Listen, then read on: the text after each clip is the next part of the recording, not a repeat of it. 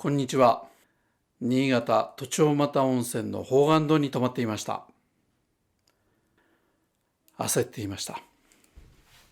チェックインって普通の宿なら15時か早いところで14時ぐらいだと思うんですが、そんな気分でのんきにラーメンを食べていたんです。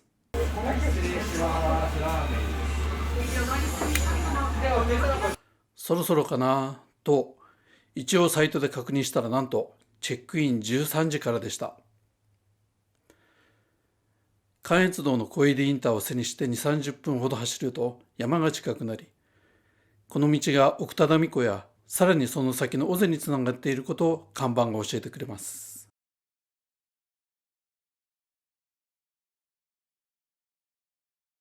その道からそれて山へ向かうと、袋小路に栃尾又温泉の集落が開けました。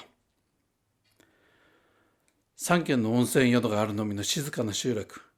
渓谷に水の音が響きます。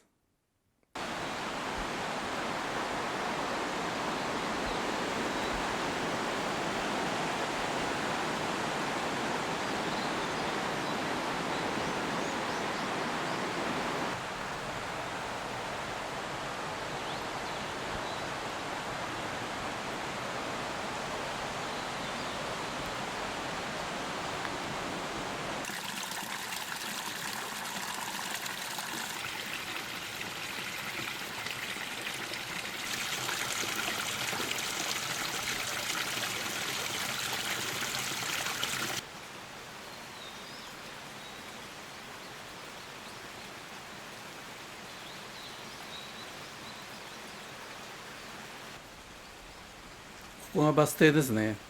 行き帰りともに1日2便なのですが、チェックインやアウトのタイミングと合っているので、遠方から新幹線で来るのにもあまり不自由はないようです。宝岩洞はお部屋7室の小さなお宿。ご主人さん、おかみさん、そして数名のスタッフの家族経営。顔見知りばかりなので、こちらは気楽です。15年くらい前に大掛かりなリニューアル、霧の優しい肌心地を裸電球が照らす宿に生まれ変わりました。僕が知ったのもちょうどその頃でした。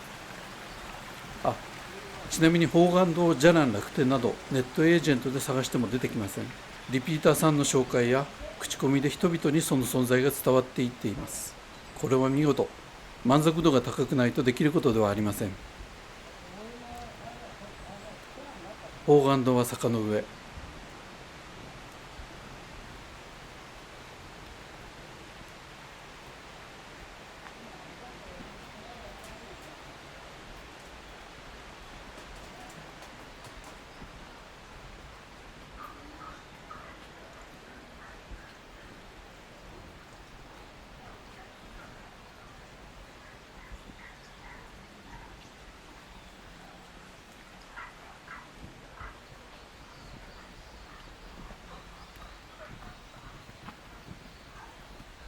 帰ってきたよなんて気持ちで登っていくと、おかみさんにご対面。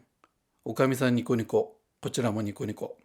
中に入ると、穏やかなご主人さん、それにスタッフの方も出てきてくださいました。霧敷きの廊下はなぜかほんのり暖かく、ふわりと軽やかな気分にさせてくれます。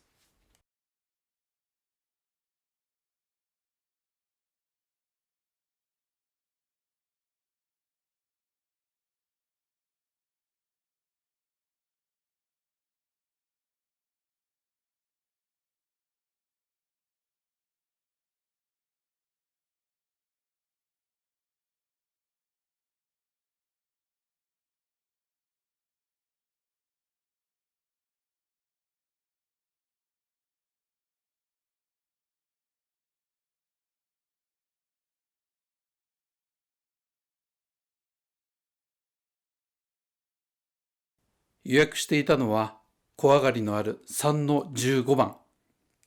3階の一番奥のお部屋ですね。裸電球がほのかな明かりを灯し、窓の外の緑がやけにまばゆい、布団のしつらいがあまりに美しく、ごろりするのがもったいなく感じるほど。小上がりに布団敷きっぱなしのスタイルは僕らのお気に入り。ちなみに、我が家をリフォームする際に、今にどうしても小上がりを作りたいと連れが希望したのは、宝岩堂に影響されてのことです。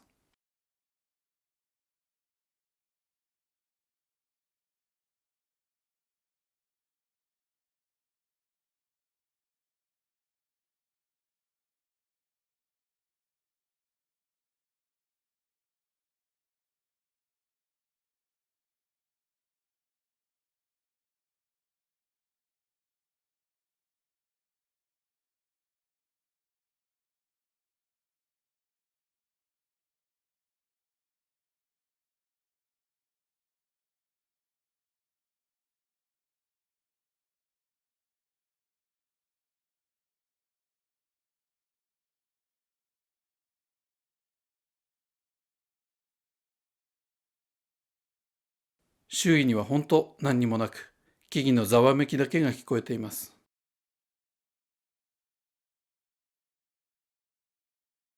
室内も霧の床です。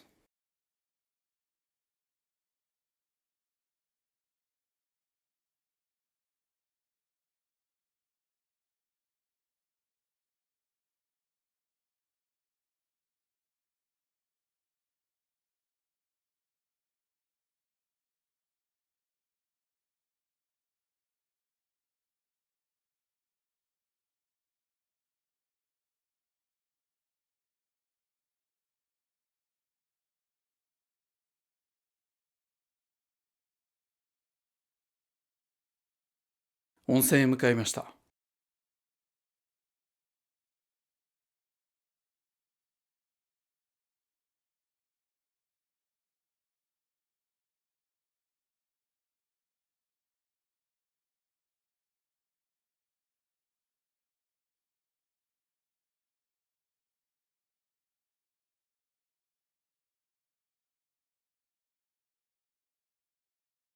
ここ、帳場です。都庁又温泉には3カ所の温泉があり、これを3つのお宿が共有する外湯方式。今では珍しくなりましたね。日によって異なりますが、この日は男性が奥の湯、女性が下の湯と上の湯となっていました。都庁又温泉の入浴は独特で、かなりの長湯になります。何しろぬるいですから。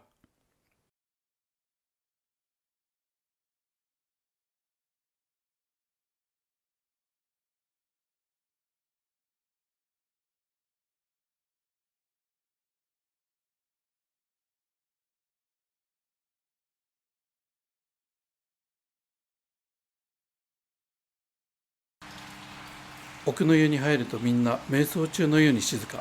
一人読書にふける方も。体温よりもちょっと高いだけのぬる湯だが、しばらく動かないでいると体にたくさん気泡がついていて、これをくっつけておくと結構あったかいということが分かりました。30分ぐらいで体の中が微炭酸のようにじゅわっとしてきました。特に手と足、朦朧としながら気づくと2時間が経っていました。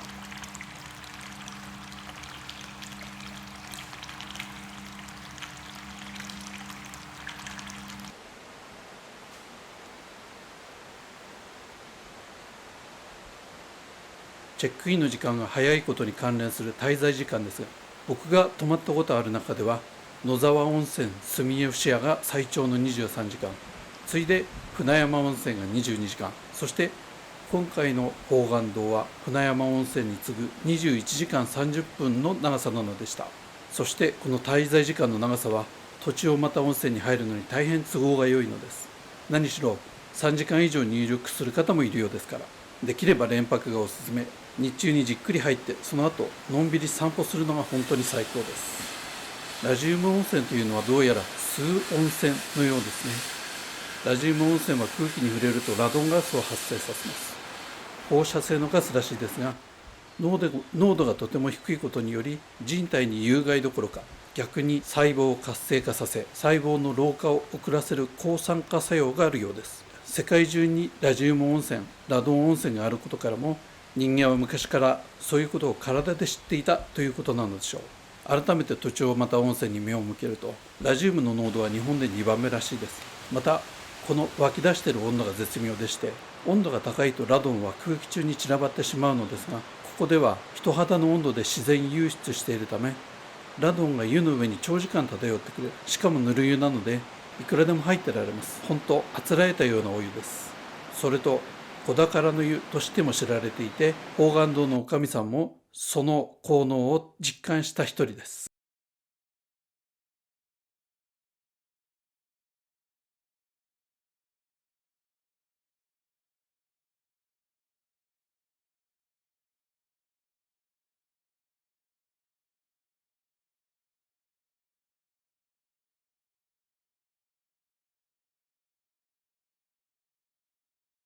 新たに読書室ができていました。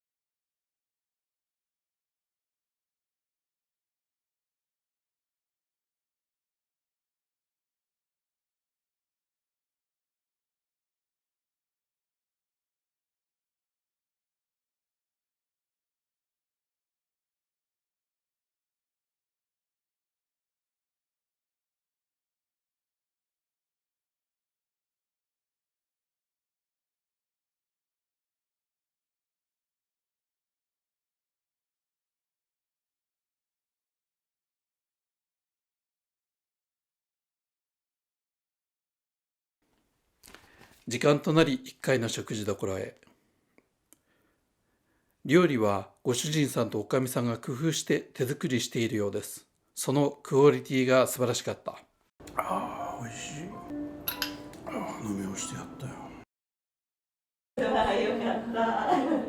春はね、山菜がいっぱいここら辺で採れたのを召し上がっていただけるので、そのわらびは真ん中わらびですけど、はい、私は山菜取りしないんですけど、私が唯一覚えた山菜といって取ってきたやつなんです。はい、あけびの新芽をお醤油少し回しかけて召し上がってください。ごゆっくりどうぞ。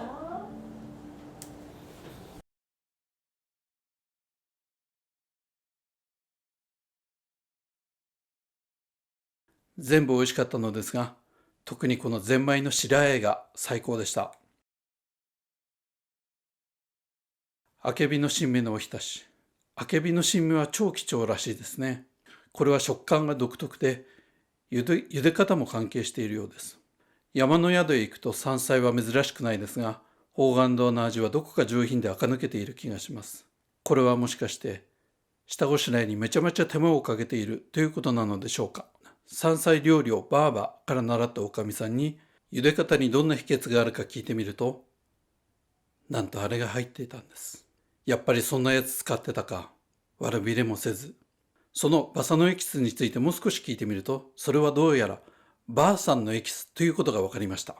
そっちだったか。ラーメン屋さんでおばあちゃんの指がスープに入っちゃってるやつか。違います。山菜が柔らかくなり、甘みが出始めるには、もう少しのんびり茹でた方がいいよ。あまりテキパキと料理するんじゃなくて、おばあちゃんの動きを真似してもう少しのんびり作ろうよ。というなんとも素敵なお話でした。みゆきマスのカルパッチョ。これにローズマリーでしょうか。ドライハーブがかかってるんですが、他では食べたことのないような美味です。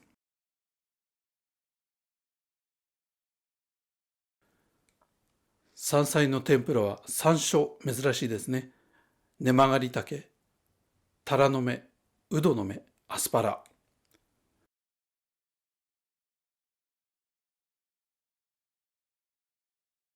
地酒を少しいただきました。緑川の純米吟醸だったでしょうか。新潟和牛ヒレ五等級。これがうまかったんですよ。テーブルに乗せられると早速肉のいい匂い。わしがメインディッシュじゃ、みたいな顔はしてないのですが、小さくありながらの存在感。極上の味でした。村上直送桜マスの塩引き。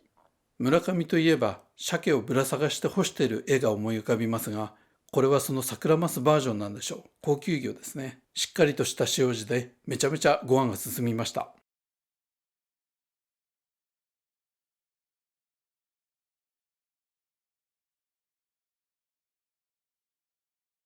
デザートはヤミーさんのジェラート。このジェラートは里まで下ったところにある人気のジェラート店のものだそうです。アーモンドプラリネとブルーベリーヨーグルト。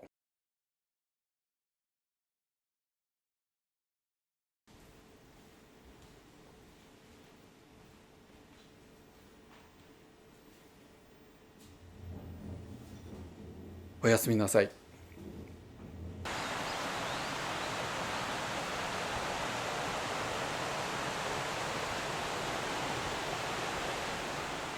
すごくよく寝ました。しかもすっきりの目覚め。これ2時間温泉に入ったせいなんでしょうかね。ご主人さんに話すと、やはりそんなことを話すお客さんが多いそうです。不眠症の方に試してもらって結果を知りたいですね。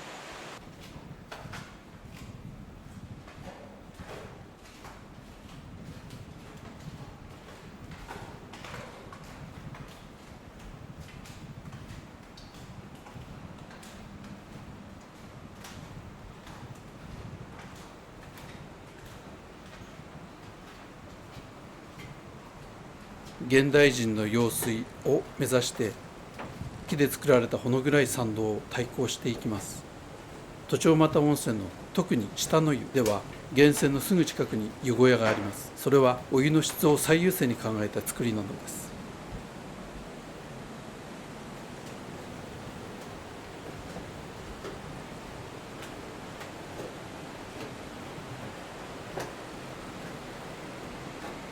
木で作られた湯小屋は風情たっぷり、むき出しの梁が渡るほの暗い小屋の中、透明な衣面は木漏れ日を反射させて壁にその姿を揺らしています。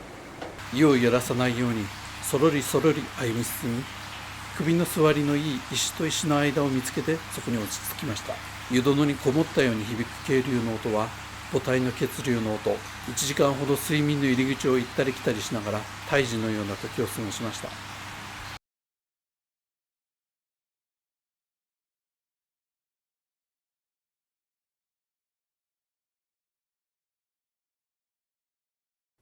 トマトジュースが目覚めの一杯。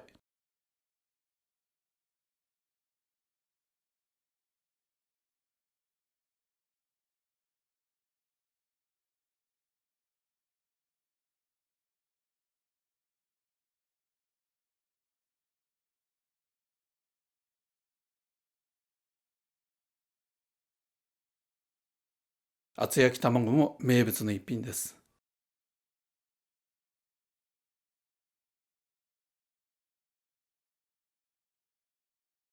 ご飯がとにかく美味しい。気がつけば2人ともおかわりしてて3杯食べました。普段は朝からちょっとしか食べんのに。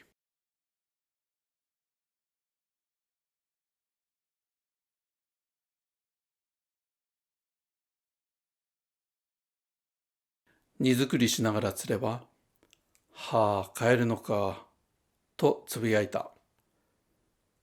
帰りたくなる場所、帰りたくなくなる宿。